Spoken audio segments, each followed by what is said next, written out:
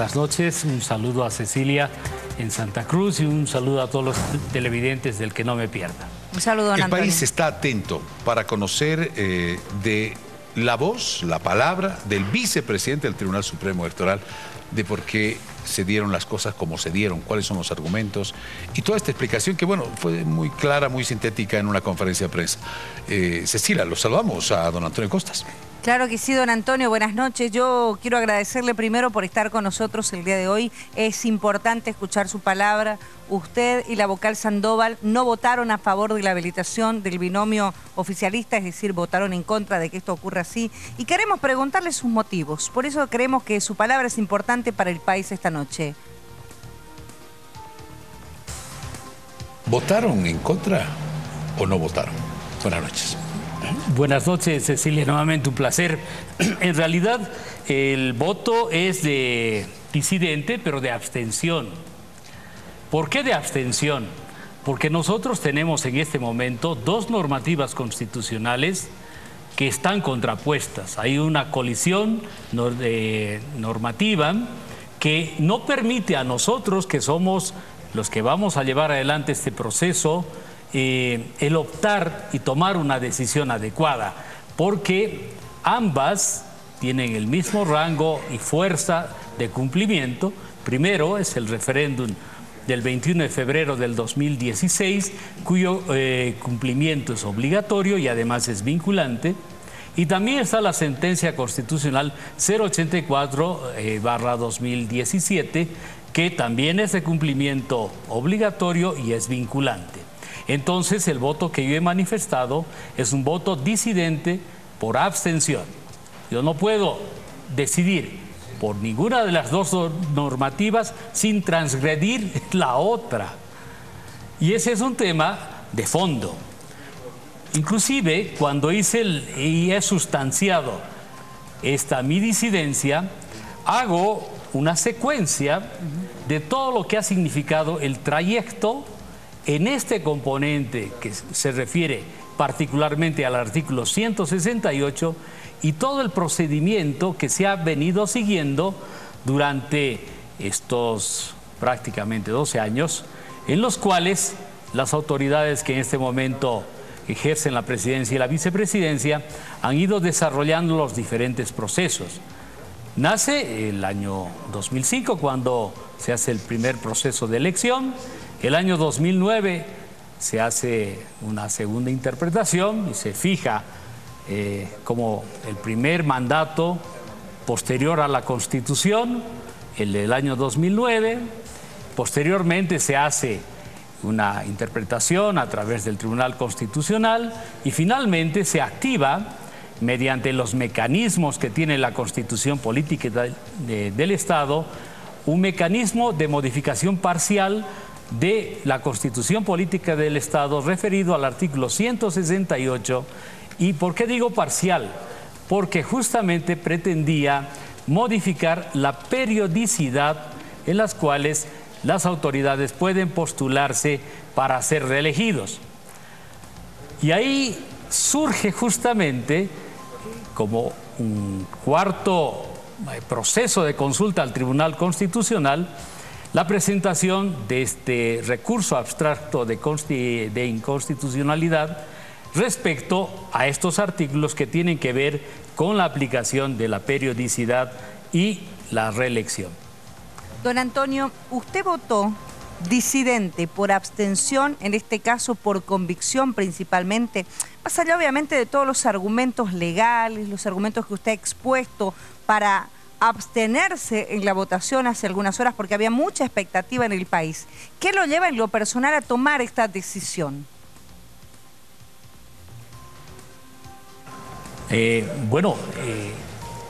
Yo tengo principios democráticos, pero esta abstención es absolutamente técnica. Yo quisiera, si me permiten, un par de minutos explicarla.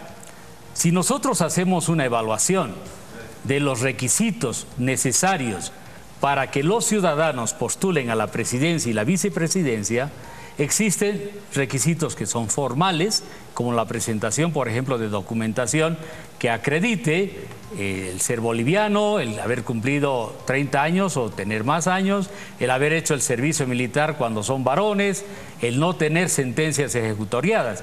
Eso se refiere a los requisitos formales y de presentación. Pero también hay otros requisitos que están incorporados en la Constitución Política del Estado y se refieren justamente a estos artículos, en los que dice expresamente que los ciudadanos pueden repostularse por una sola vez. Entonces, después del fallo de la sentencia constitucional no deja sin efecto el referéndum del 21 de febrero del 2016. No se pronuncia al respecto.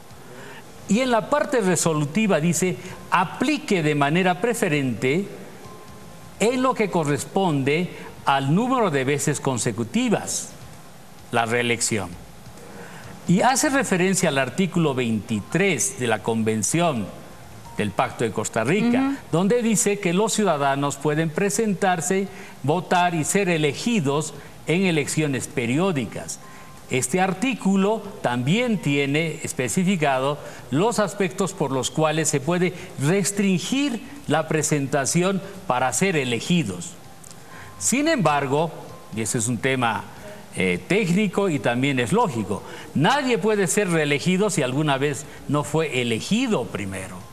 Y el artículo 168 expresamente habla de la reelección. Entonces, desde la definición son incompatibles. ¿Contradictorios? Para nosotros, y para mí en particular, están vigentes dos normativas de igual rango constitucional, de igual fuerza legal, y que además, en el caso concreto del referéndum del año 2017, 21 de febrero. del 21 de febrero, expresa un caminamiento. Este ha seguido toda una secuencia de evaluación de la pregunta, todo el procedimiento ha sido administrado, han sido proclamados los resultados por el Tribunal Supremo Electoral y han dado un resultado por parte de quien constituye los poderes del Estado, que es el pueblo. Y que finalmente, por lo que usted nos dice, y lo estamos titulando de esta forma, en su criterio, don Antonio, una sentencia constitucional, que es lo que ocurrió el año pasado, no puede dejar sin efecto el resultado del referéndum. Porque finalmente, y tratando de entender este criterio técnico, el que decide y el que manda es el pueblo con su voto. Es que en realidad, Cecilia, pasa lo siguiente. El Tribunal Constitucional podía haberlo dejado sin efecto y no lo hizo. Y no lo hizo. Entonces, ambas normas en este momento son subsistentes y sin valorar más allá. Nosotros debemos cumplirlas. El referéndum del 21 de febrero del 2016 es vinculante. Fue de cumplimiento obligatorio a quien debía modificarlo. Entonces no se lo modificó, pero es vinculante al proceso electoral, que es la elección de las autoridades. Y la sentencia constitucional también es de cumplimiento obligatorio, es vinculante, pero no precisa. Habla de elección y no de reelección. Y no se pronuncia expresamente sobre la vigencia del referéndum y de sus resultados. Porque podía haberlo hecho, finalmente, y definir a través de esta sentencia que se debe cumplir de manera incuestionable lo definido por el Tribunal Constitucional. Ahora, don Antonio Costas, a propósito de lo que ha sido este pronunciamiento, en sala plena se reúnen los vocales. ¿Cuántos vocales se reunieron para definir este pronunciamiento? ¿Por qué se anticipó el pronunciamiento al día de ayer? ¿Por qué se lo hizo en la zona de San Jorge y no en el Tribunal Supremo Electoral? ¿A qué me refiero? ¿Hubo presiones para un pronunciamiento del Tribunal Supremo Electoral anticipado? ¿Para un pronunciamiento que habilite al binomio Evo Álvaro?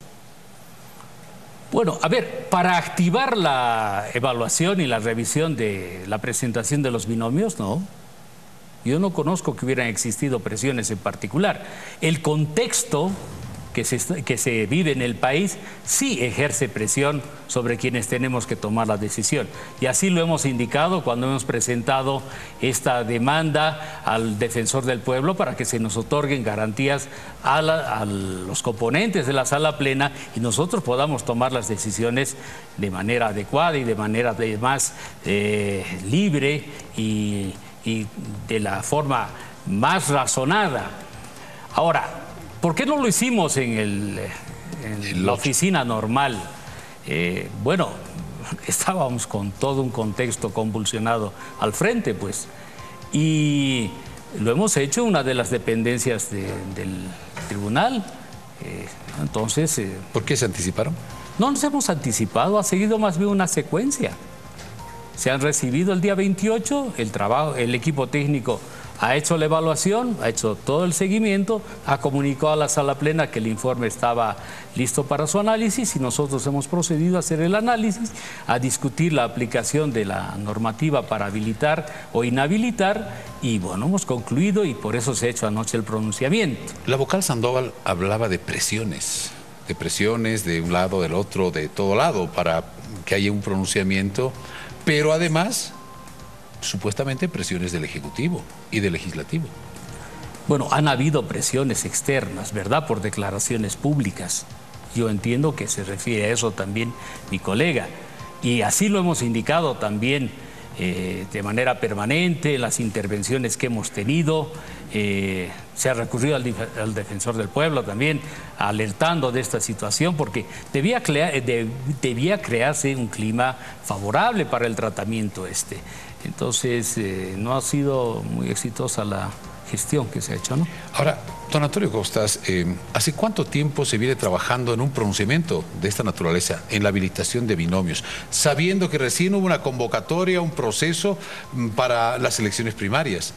Pero ¿hace cuánto tiempo se ha trabajado en la Asamblea o en el Tribunal Supremo Electoral, fundamentalmente, para que haya un pronunciamiento, tomando en cuenta de que han habido estos dos instrumentos legales? Uno, la resolución, el fallo del Tribunal Constitucional por una parte, pero además los resultados del 21F. Es decir, ¿por qué le pregunto esto?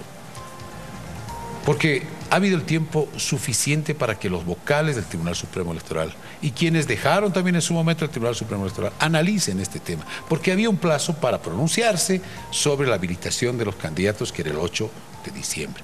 ¿Cuánto tiempo se viene trabajando en este fallo, don Antonio? Bueno, individualmente yo creo que desde que se produce la sentencia, ¿no? Y se la publica. ¿Usted empezó a trabajar desde que se produce? Claro, a indagar los efectos, a hacer las consultas. Nosotros participamos con frecuencia en misiones de observación, estamos con magistrados de nuestros pares que trabajan justamente en el área de justicia electoral, porque indudablemente ese era un tema delicado.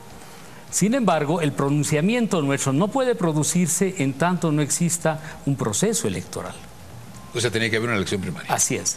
Y las partes interesadas y afectadas son las que tienen que preocuparse de que exista esta armonía jurídica, ¿no? Ellos son los que tienen que preocuparse. Y entiendo que las partes han considerado tal vez suficientes que se pronuncie el Tribunal Constitucional.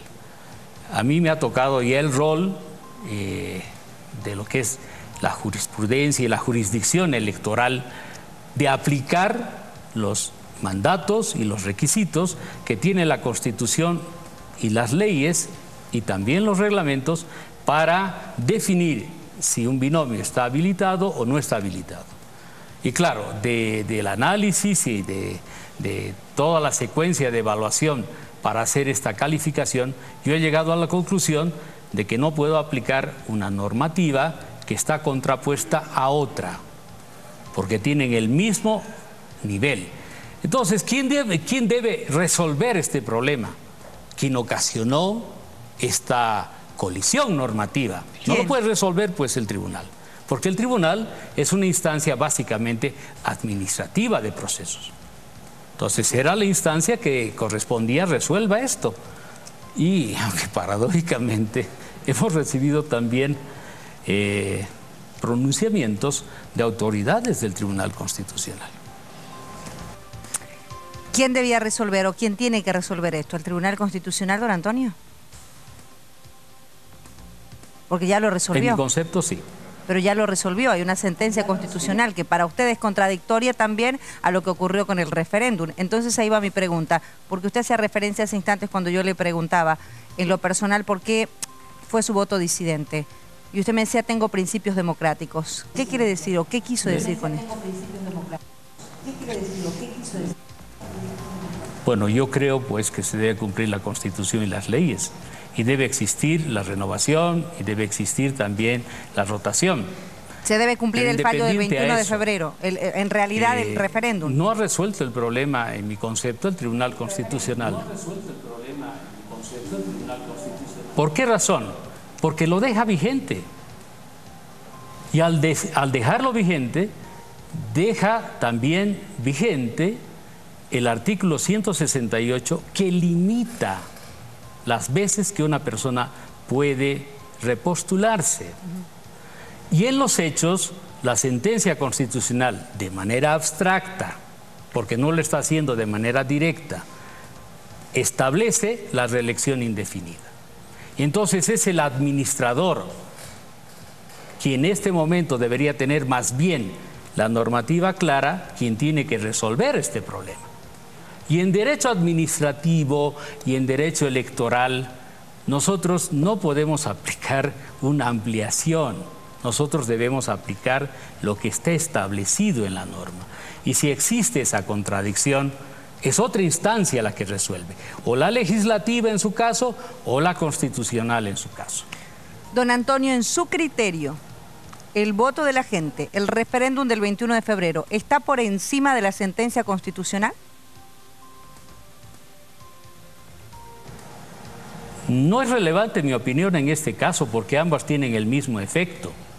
Yo valoro, porque además hemos administrado el proceso, hemos declarado los resultados y hemos hecho todo el trabajo para que estos sean de cumplimiento. Y estamos haciendo el esfuerzo para que también sea vinculante. Pero existe otra normativa que ha sido emitida por instancia competente, que también surte un efecto de cumplimiento obligatorio y es vinculante. Pero constitucionalmente hablando, porque cuando se habla de respeto a la Constitución, ¿qué está por encima en este caso? ¿Un fallo del Tribunal Constitucional que habla de derechos políticos o que hace respetar derechos políticos de un convenio internacional o el voto de la gente en un referéndum? Bueno, en el caso concreto, Cecilia, usted está queriendo que actúe como un magistrado del Tribunal Constitucional y no es esa mi función. Yo soy un administrador, yo soy un magistrado del Tribunal Supremo Electoral que lleva adelante los procesos electorales y cumple la normativa. Eso es lo que nosotros estamos haciendo. Al no poder cumplir esta normativa, al existir dos normas constitucionales de igual jerarquía, yo me he abstenido de tomar una decisión en un sentido o en el otro sentido. Don Antonio Costas, como usted lo explica, como usted acaba de manifestar y argumentar, diríamos, desde el punto de vista técnico y hasta jurídico, estas dos normas se contraponen, no puede estar una por encima de otra y viceversa. ¿Cómo es posible que los otros vocales del Tribunal Supremo Electoral no lo hayan entendido de esta manera? Y sí consideran de que una norma, en todo caso, me imagino que debe ser la resolución del Tribunal Constitucional, está por encima de los resultados del referéndum para habilitar al presidente Evo Morales. Porque no se discutió eso en la Asamblea. En la sala, sí, perdón, más bien, sí. Y yo creo que también tienen su razón, porque la sentencia constitucional, en el cumplimiento de la sentencia constitucional uno no valora si esta norma es legal o no es legal, ya la presume legal. Y además, la Constitución Política del Estado manda se cumpla. Está bien, pero los resultados del 21F también son resultados de un pronunciamiento de la ciudadanía y son de orden vinculante.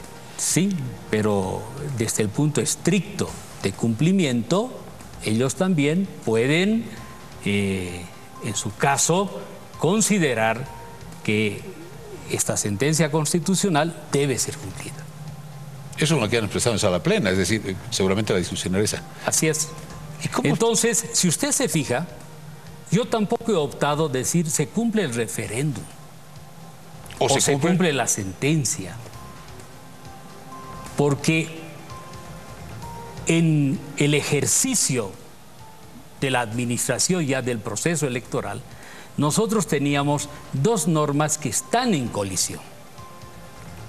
Y no podemos resolver ese problema al ser normas constitucionales, porque si fueran de administración electoral, las reglamentamos. Claro. Pero ahora, don Antonio Costa se dio cuenta que este pronunciamiento de alguna forma ha provocado que la ciudadanía, los diferentes sectores de la ciudadanía, no solamente los políticos, sino la ciudadanía, otras instituciones como la Iglesia Católica y otras, pronuncien y ahora le pongan toda la responsabilidad al Tribunal Supremo Electoral sobre este tema. Y es más, le ponen una gran interrogante a la democracia en el país por culpa del tribunal. ¿Qué opina de eso? Que yo creo que es una apreciación equivocada, ¿no? Es una apreciación equivocada. La falla de origen es la sentencia a la que tenía, digamos, la instancia recurrente tenía todo el derecho de hacerlo. Pero el Tribunal Constitucional debería haber fallado tomando en cuenta todos estos ámbitos. Todos. Y asumir la responsabilidad de esta inconsistencia que se ha generado al hacer que dos normativas estén en colisión. Jurídicamente, y lo discutíamos antes, jurídicamente un fallo constitucional y con los argumentos que ha esbozado el tribunal en su momento, pues de manera legal podríamos decir de que sí corresponde. Pero de manera legítima, don Antonio Costas. Yo estoy en un papel en este momento que me inhibe a hacer ciertas opiniones de valoración. Lo entiendo y no, lo respeto. porque en su momento nosotros vamos a administrar los procesos electorales y en todo lo que ha significado nuestra gestión y la presentación inclusive de este voto disidente de abstención, no ha habido el menor asomo de deseos de favorecer o de perjudicar a ninguno de los binomios.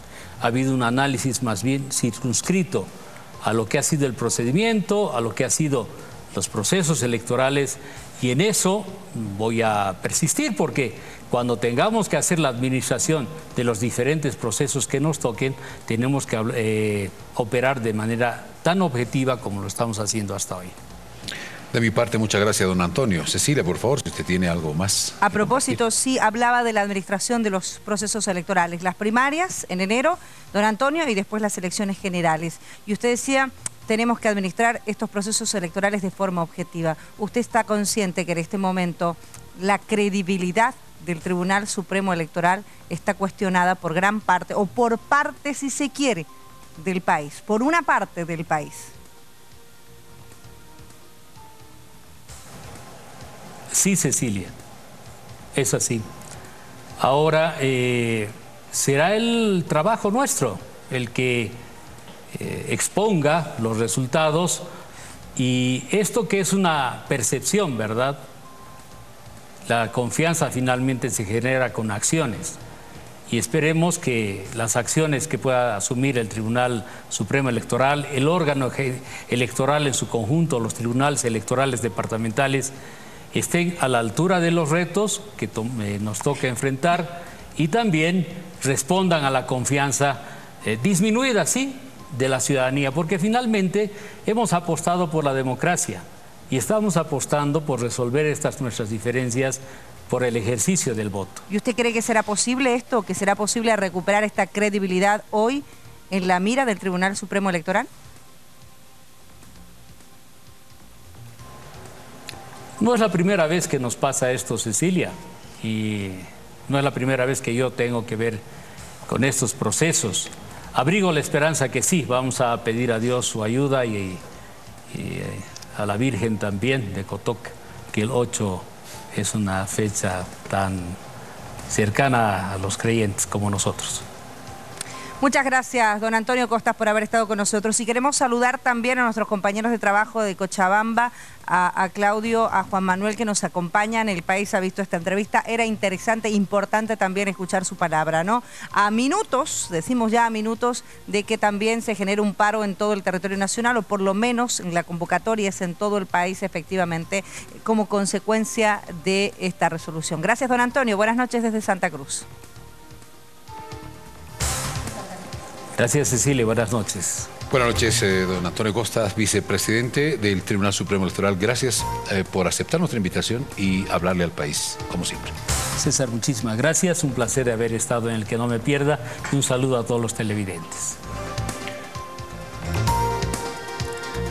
Muchas gracias, don Antonio Costas. Enseguida les vamos a mostrar al país cómo se está preparando Bolivia en este momento, cómo se prepara Santa Cruz, cómo se prepara Cochabamba, cómo se inician los bloqueos también y si van a ver en la ciudad de La Paz y en el resto de Bolivia. Son las 23:09. César, nos separamos unos instantes.